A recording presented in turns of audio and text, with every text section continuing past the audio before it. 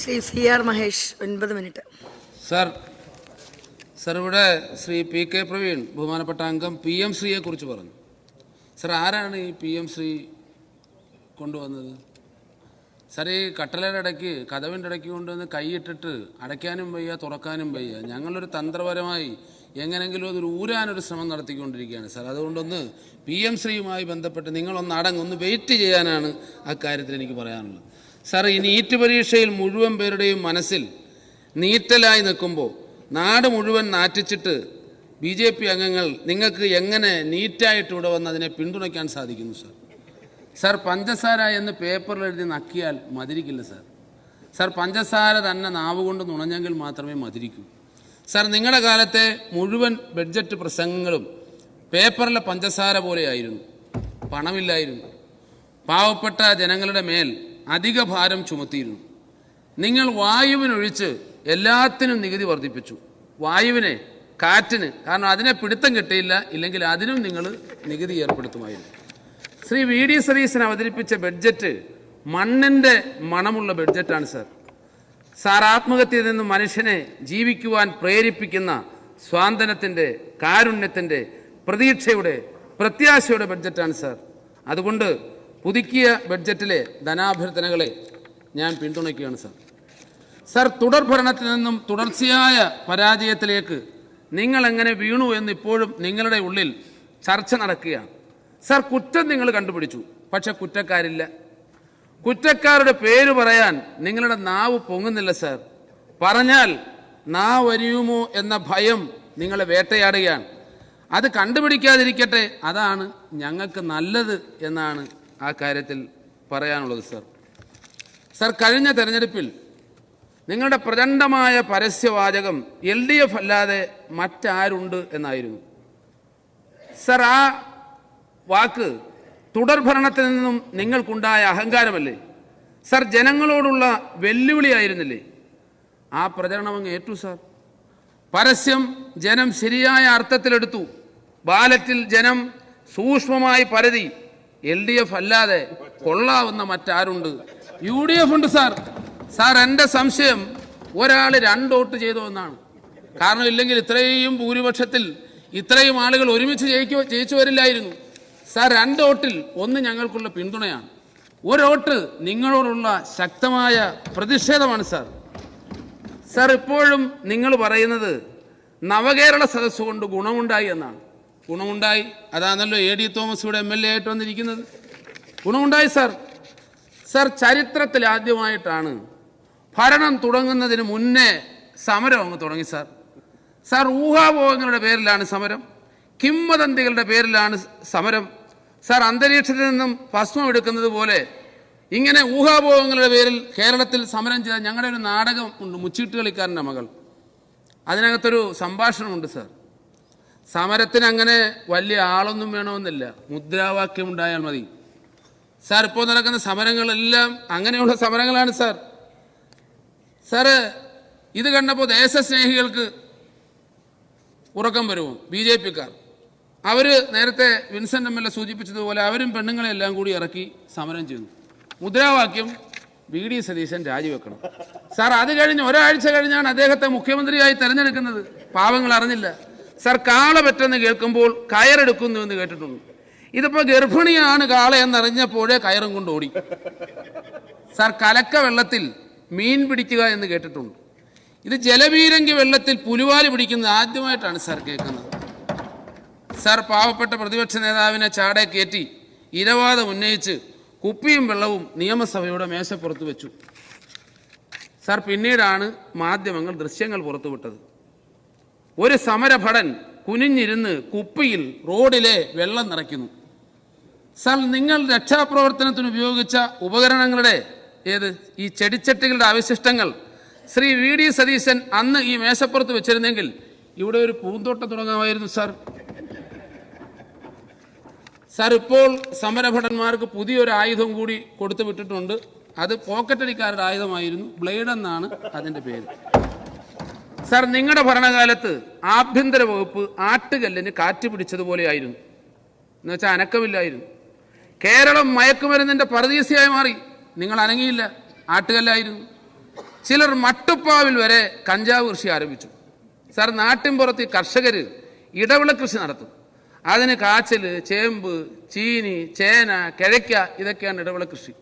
Sir, ഇപ്പോൾ കഞ്ചാവ് കൂടി ഇടവിള കൃഷിയായിട്ട് സ്വാതന്ത്ര്യത്തോടുകൂടി കേരളത്തിൽ കൃഷി ചെയ്യുന്ന അവസ്ഥയുണ്ടായി. സാർ, പണ്ട് ആഭ്യന്തരമന്ത്രിയായിരുന്നപ്പോൾ ശ്രീ രമേശ് ചെന്നിത്തല പാവപ്പെട്ട ജനങ്ങളെ രക്ഷിക്കുവാൻ, ഈ സമ്പന്നന്മാരിൽ നിന്നും പലിശയ്ക്ക് കൊടുപ്പുകാരിൽ നിന്നും രക്ഷിക്കുവാൻ ഓപ്പറേഷൻ കുബേര കൊണ്ടുവന്നു. സാർ, ഒരു പതിറ്റാണ്ടിന് ശേഷം അദ്ദേഹം തന്നെ വേണ്ടി വന്നു ഓപ്പറേഷൻ തൂഫാനിലൂടെ ലഹരിയിൽ നിന്നും ഒരു തലമുറയെ രക്ഷിക്കാൻ. സാർ, ജീരക മിഠായി കിട്ടുന്നതിനേക്കാൾ സുലഭമായി നാട്ടിൽ കുട്ടികൾക്ക് ലഹരി മിഠായി കിട്ടി തുടങ്ങി. അപ്പോഴും നിങ്ങൾ ആട്ടുകല്ലായിരുന്നു സാർ, അനക്കമില്ലായിരുന്നു. സാർ, നെല്ല് പത്തായത്തിലുണ്ടെങ്കിൽ എലി പത്തനാപുരത്ത് നിന്ന് വരും എന്നൊരു ചൊല്ലുണ്ട്.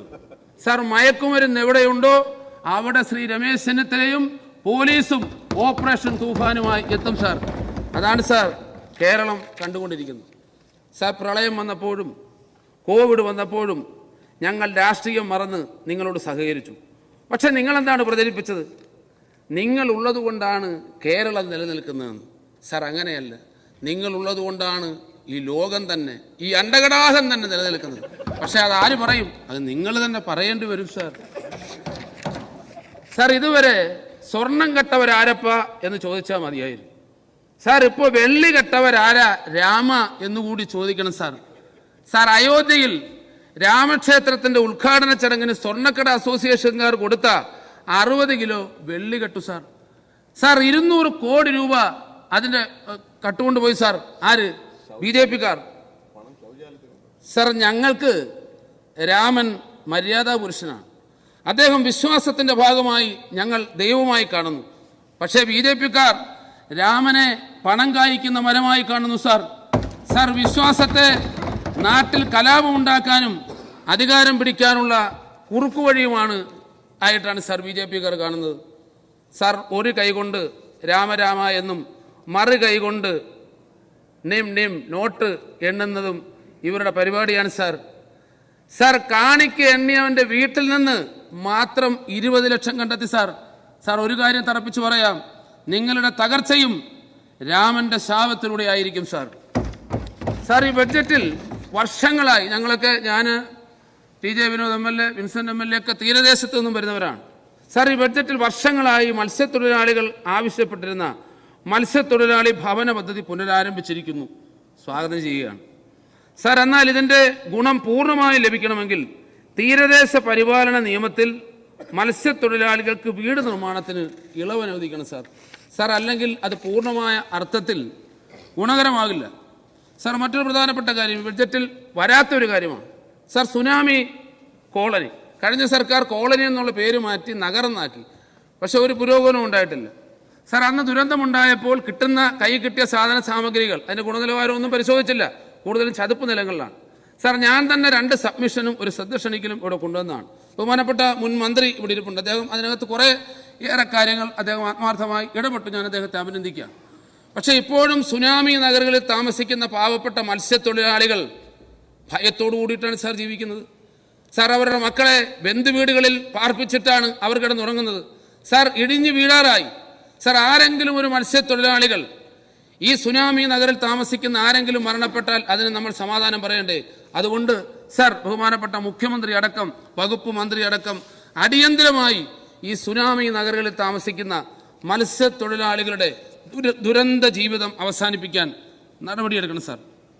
സാർ, കാലാവസ്ഥ ഞാൻ ചുരുക്കാം. സാർ, കാലാവസ്ഥ വന്നാലും കണ്ടെയ്നർ വന്നാലും കപ്പൽ വന്നാലും ഏത് വന്നാലും പാവം മത്സ്യത്തൊഴിലാളികളുടെ തലയിലാണ്. സാർ, കണ്ടെയ്നറിൽ കുരുങ്ങി ഒരുപാട് മത്സ്യത്തൊഴിലാളികളുടെ വലയും യാനങ്ങളും നഷ്ടപ്പെട്ടു. സാർ, ആർക്കും ഇതുവരെയും 10 രൂപ നഷ്ടപരിഹാരം കൊടുത്തിട്ടില്ല. സാർ, പാവപ്പെട്ട മത്സ്യത്തൊഴിലാളികൾ എന്ത് പഠിച്ചു? സാർ, ഈ അടുത്തിടെ പേത്ത എന്ന് പറയുന്ന ഒരു ജീവി ഇറങ്ങി. പേത്ത പലർക്കും അറിയില്ല. സാർ, ഈ പേത്ത ചെറിയ ജീവിയാണെങ്കിലും അതുണ്ടാക്കുന്ന നഷ്ടം ഭീമമാണ്. കോടിക്കണക്കിന് രൂപയാണ് ഈ പേത്ത നശിപ്പിച്ചത് കാരണം മത്സ്യത്തൊഴിലാളികൾക്ക് നഷ്ടമായത്. സാർ, മത്സ്യഫെഡ് വഴിയുള്ള മണ്ണെണ്ണ മത്സ്യത്തൊഴിലാളികൾക്ക് ലഭിക്കുന്നതിന് ആലപ്പാട് അഴീക്കൽ ഹാർബറിൽ മണ്ണെണ്ണ പമ്പ് ആരംഭിക്കണം എന്ന് ഞാൻ ആവശ്യപ്പെടുകയാണ്. സാർ, മത്സ്യബന്ധനത്തിൽ നേരത്തെ വിൻസെന്റ് MLA സൂചിപ്പിച്ചു. അറ്റാക്ക്, സ്ട്രോക്ക് വന്ന് മരണപ്പെടുന്നവർ ആശ്രിതർക്ക് മതിയായ ധനസഹായം കൊടുക്കണം. സാർ, ഹാർബറുകളിലെങ്കിലും അത്യാധുനിക സൗകര്യമുള്ള ആംബുലൻസ് സേവനം ഉറപ്പുവരുത്തണം സാർ. ഒരു കാര്യം കൂടി പറഞ്ഞ് ഞാൻ അവസാനിപ്പിക്കാം. തീരസംരക്ഷണം ഏതാണ്ട് 5 വർഷമായി ഞാൻ നിരന്തരം ആവശ്യപ്പെടുന്നതാണ്. 10 ഹോട്ട്സ്പോട്ടുകളെ തിരഞ്ഞെടുത്തപ്പോൾ അതിലൊരെണ്ണം ആലപ്പാട് ഹോട്ട്സ്പോട്ടായിരുന്നു. വളരെ സന്തോഷം. ഞങ്ങളെല്ലാവരും കൂടി ശ്രമിച്ചതിൻ്റെ സാങ്കേതികമായ കുരുക്കുകളെല്ലാം അഴിച്ച് കഴിഞ്ഞ മന്ത്രിസഭയുടെ മേശപ്പുറത്തായിരുന്നു സാർ. ഒരുപാട് കാലം അത് അവിടെ ഉറങ്ങുകയായിരുന്നു. അവസാന മന്ത്രിസഭാ യോഗത്തിൽ ADBയിൽ നിന്നും വായ്പ എടുക്കാൻ തീരുമാനിച്ചു. എന്തായാലും ഈ സർക്കാർ വന്നതിന് ശേഷം തുക വർദ്ധിപ്പിച്ച് 500 കോടിയിൽ പരം രൂപയാക്കി. സാർ ആ വേഗത്തിൽ ആ പദ്ധതിയുടെ പൂർത്തീകരണത്തിന് വേണ്ടി ഇടപെടണം എന്നാവശ്യപ്പെടുകയാണ്. മറ്റൊന്ന് ടൂറിസം. സാർ 2 ടൂറിസമാണ്. ഞാൻ നിർത്തുകയാണ്. 2 ടൂറിസമാണ്. ഒന്ന് പ്രകൃതി ഒരുക്കുന്ന ടൂറിസം. അത് സ്വാഭാവികമായ ടൂറിസമാണ്. അവിടേക്ക് നമ്മളൊന്നും ചെയ്തില്ലെങ്കിലും ആളുകൾ ഒഴുകിയെത്തും. അത്തരത്തിലൊരു ടൂറിസമാണ് ഞങ്ങളുടെ ആലപ്പാട് അഴീക്കൽ ടൂറിസം. ആയിരക്കണക്കിന് ആളുകളാണ് അവധി ദിവസം അവിടെ എത്തുന്നത്. കൃത്രിമ ടൂറിസത്തിന് നമ്മൾ കാശ് ചിലവാക്കി പ്രോജക്റ്റ് ഉണ്ടാക്കി കുറേ ആളുകൾക്ക് തൊഴിൽ കൊടുത്ത് കുറേ കാശ് മുടിക്കുക എന്നുള്ളത് പെട്ടെന്ന് തന്നെ ആ ടൂറിസം നശിച്ചു പോകും. സാർ പ്രകൃതിദത്തമായ ആലപ്പാട്ടെ അഴീക്കൽ ടൂറിസം രക്ഷപ്പെടുത്താനുള്ള മാർഗം കൂടി ബഹുമാനപ്പെട്ട മന്ത്രിയുടെ ശ്രദ്ധയെ ഞാൻ പെടുത്തുകയാണ്. ഒരിക്കൽ കൂടി ഈ ധനാഭ്യർത്ഥനയെ ഞാൻ പിന്തുണയ്ക്കുന്നു. നന്ദി, നമസ്കാരം.